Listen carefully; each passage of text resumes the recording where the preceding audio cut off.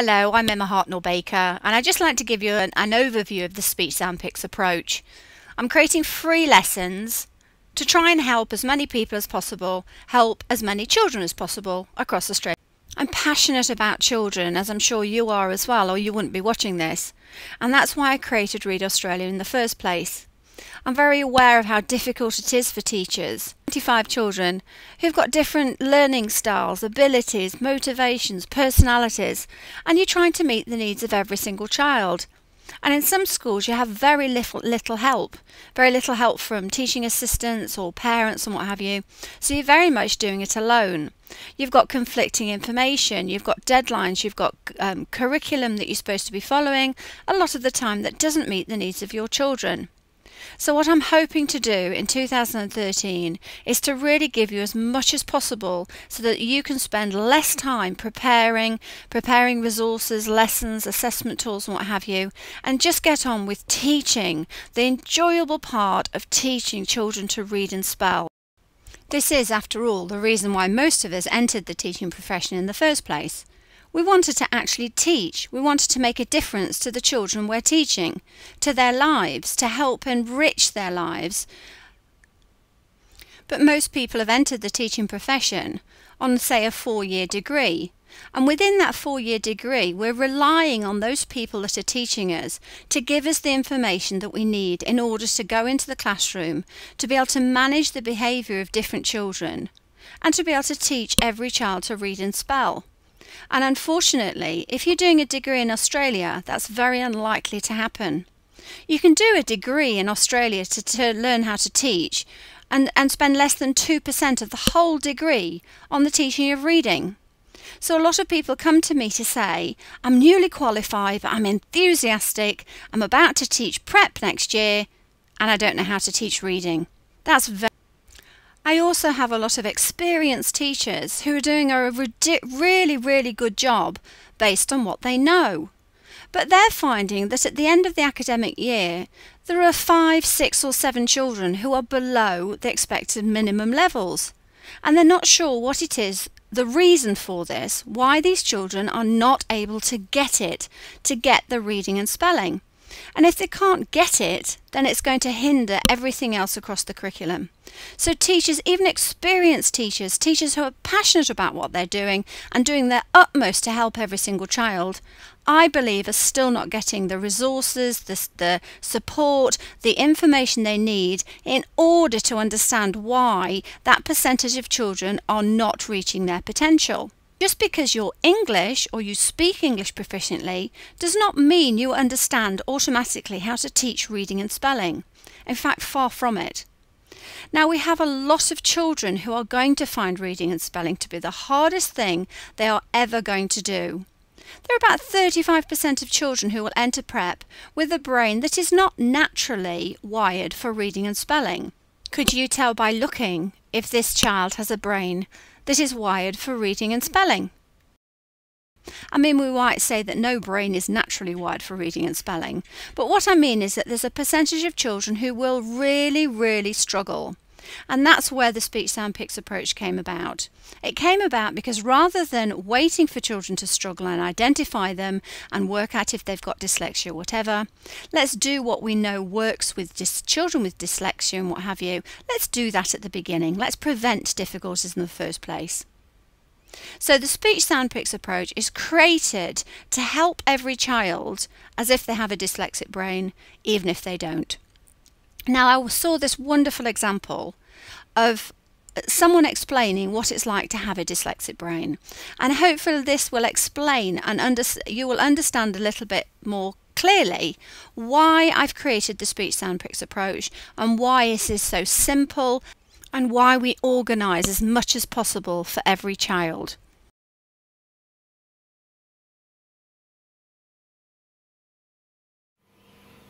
Hi, today I'd like to show you the difference between a normal brain and a dyslexic brain. We're using the rec room at Yamba Waters Tourist Park, so if it's a bit echoey and there's birds around, that's the reason why. I'd like to use these 2 identical packs of cards to show you how and why a dyslexic child cannot recall facts, figures, and other answers as quickly as their peers. I'm going to use this pack to demonstrate what is considered a normal brain. In a normal pack, we have 4 suits and 13 different numbers. Everybody recognises a pack of cards. In a normal brain, this is how it stores and sorts information. Aces all in one pile, 2s in another, 3s, 4s, and so on. If I wanted to find the ace of hearts, it would be a relatively simple matter of going to the aces pile and looking for the ace of hearts. As you can see, there are only 4 options, so very quickly I can find the ace of hearts. In a dyslexic brain, it has the same amount of information, the same cards, but they don't store information or retrieve it in the same way. This is how a dyslexic brain stores its information. As you can see, the 2 different systems are variable. A dyslexic brain has all the information a normal brain does. It just doesn't store it into neat, compartmentalised areas. When a dyslexic is asked to find the ace of hearts, they have to sort through every single piece of information in their brain. As you can imagine, we store thousands and thousands of pieces of information every day, so there's a lot of information to sort through. As they look for the ace of hearts, they come across a joker, and then they see a 6 of diamonds, and they put them together and they go, wow, look at that, that's interesting. Oh look, here's the 9 of clubs. Hang on, what was I looking for? And then they have to think about it, or be reminded by teacher or parent, and so they go looking again. This time they find the jack of diamonds and a jack of clubs, and they go, wow, they match. I wonder what else I can find. And then they go, hang on, what was I looking for? So each time they go looking, they have to sort through everything. And eventually they go, ah, found it! But their friends have already moved on. The teacher is impatiently demanding an answer, and the more pressure you put on a dyslexic when they're looking for information, the harder it comes for them to remember and then sort through the information in their brain. So with the speech sound picks approach, we're keeping things really simple. We're using the terms speech sounds, they're the smaller parts in our words, and sound picks, they're the representations of those smaller parts in our words. I believe that by keeping it this simple, we can get all children reading and spelling with confidence by the end of prep. And by this I mean that they know all of the green, purple, yellow and blue sound picks, and they're able to use them in reading and spelling activities. When I think of reading levels, I think of these sound picks and how they relate to the dandelion readers.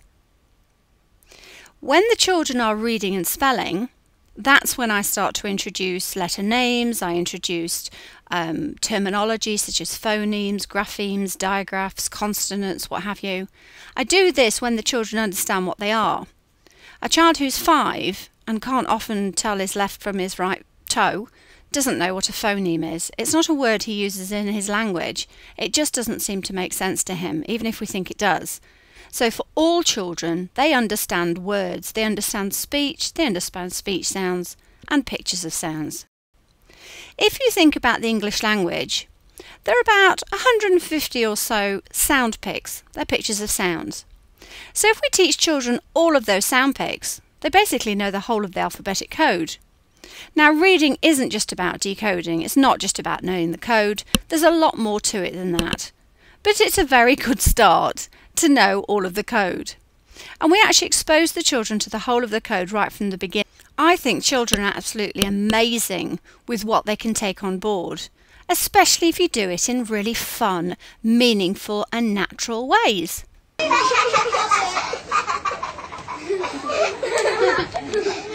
Hello? Hello? Hello? I'm the speech sound frog. Children need to be engaged, they need to feel confident in what they're doing, understand most of what they're doing, and always feel as if they want to do more. They want to be inspired with learning. So we need to ask ourselves, how is the education system allowing children to do that? How natural is the education system? Think about children learning another language at home. They can learn 2 or 3 languages before they even start school fluently. Their parents aren't sitting down giving them lessons, exposing them to the language, and letting children explore and discover a lot of it themselves. Now, reading and spelling is very different to oral language, of course, but it's the approach that I'm talking about. It's the approach of making things fun and meaningful to children and helping them at all times feel that they can do it, even if sometimes it's a little bit hard. But think about that dyslexic brain that finds it difficult to organise things. Supposing they know that if they hear the sound that if they go to the speech sound cloud, that's going to have all of the sound picks that could be used to represent that speech sound. That's basically all the spelling variations. So any word that they can think of that has that speech sound in it has got to have one of those 5 sound picks. Now, because we're discovering the code as well as teaching it explicitly, the children in their speech sound picks albums can record every time they make such a discovery. So if they've looked at the word fluff and it's got 2 of the sound picks for the f in it, then they can use this. They can highlight it, draw a picture, cut it out, what have you. We're constantly showing their brains about the alphabetic code and how our speech links to our print. So for the dyslexic brain and for any brain, we're making it as organised as possible.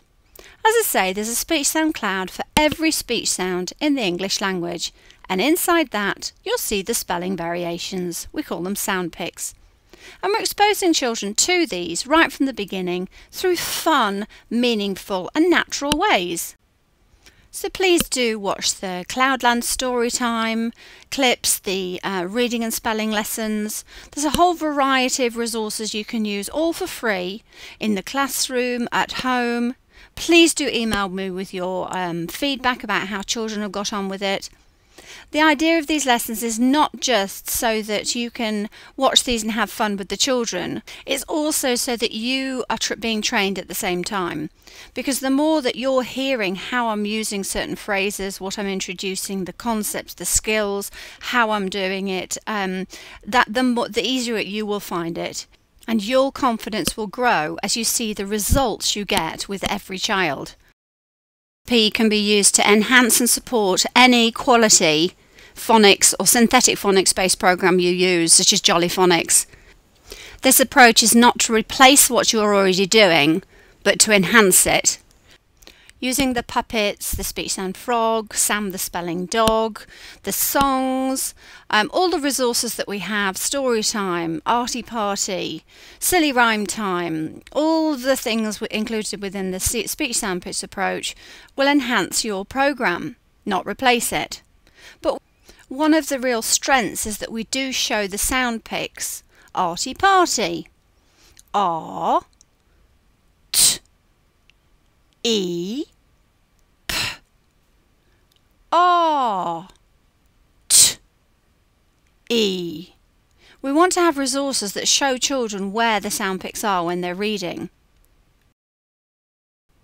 We want them to discover the sound picks and how they relate to the speech sound clouds, and we want them to use the sound picks for spelling. There have been 3 major national reports on the teaching of reading. One in the UK, the Rose Report, one in the US from the National Reading Panel, and our own in Australia, the Inquiry into the Teaching of Literacy, that looked at everything that's going on in Australia with regards to the teaching of reading and spelling. And this was the report, the summary were published in 2005. So we've had 7 years to make changes, and 7 years on we are no better on. The SSP approach is in line with all the government recommendations about what we should be doing. But it goes further than that. It also shows you how. You can jump. Hop, hop. Oh, how do you know it's a hop? Oh, hop. Fantastic. So you looked at the words. Spider. No, it's a bug. Oh, the spider. Oh, the bug. The bug is On the grass. hilltop. hilltop? Right. Oh, okay. The bug is on the dustbin. Bin. Oh, why is it not dustbin? Because look, there's a dustbin there. No, it's a bin. Oh, because it just says put it in. Here we go. Now underline the sounds. Right, Lily. Oscar. Oscar, that must be an O in there. Oscar. That means Oscar. there's one page I think. Oh. Let's have a look. Go for it, Mrs. Lily. Fish. Fish. And it is a fish. Wow.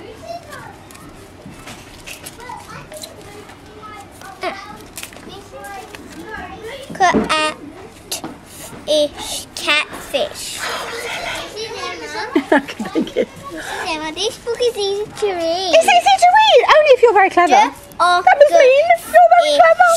Dogfish. And I have a sore arm. Oh, what did you do? Because I was jumping on the trampoline last night and then I jumped on the ground and then I fell on my stomach and hurt my arm. Oh, you've got to be careful. Look what Lily's doing.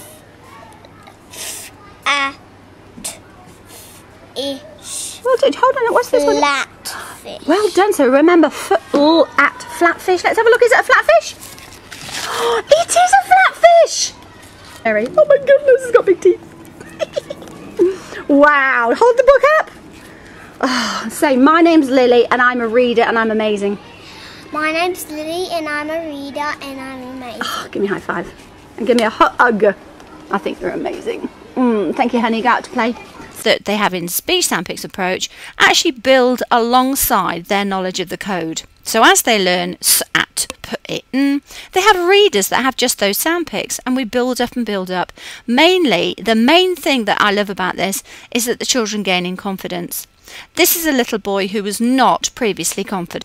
After one term of sight words and PM readers and whatever, he was determined that he couldn't do it. His confidence was really low. I'd actually set a Santa on a skateboard loose, so that's what the children that's why the children are making so much noise. Cow. So that's cow. Can you do down? Down. Don't touch it. Don't touch it. Down. Just do 1, 2, 3 underneath so I can see which one it is. Ow. No. Boyd, give me a high five. I'm so impressed with you. Did your mum... Whale. What did you hear? What? Oh. Yeah? 1, 2, 3. Jump Earl into there. Yes, then he jumps over to that. Boyd, you're so clever. This is Imola decoding a sat pin book out of the speech sound cow. If you just look for her in this little and watch how she's counting the speech sounds. Beginning Earth.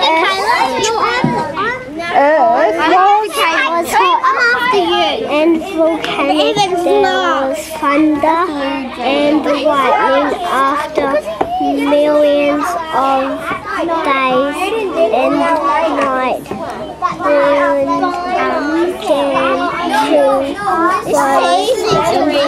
Again to fall. You are so amazing! Book out of the speech sound cow. If you just look for her in this little and watch how she's counting the speech sounds. No, thank you. Who can spell touching for me? How many sounds? Show me with your fingers. T, A, ch, E, 5 of them. I wonder who can help Mrs. Fowler write touching. Can you spell the word? What sounds can you hear? Kiara, come and get a bit of melon. Jasmine, what sounds can you hear? We're going to spell the word pin. Can you spell pin? Put it. 3 sounds. Can we get one? I don't have it that big. So clever. Talk to me about 4. Fish. Fish.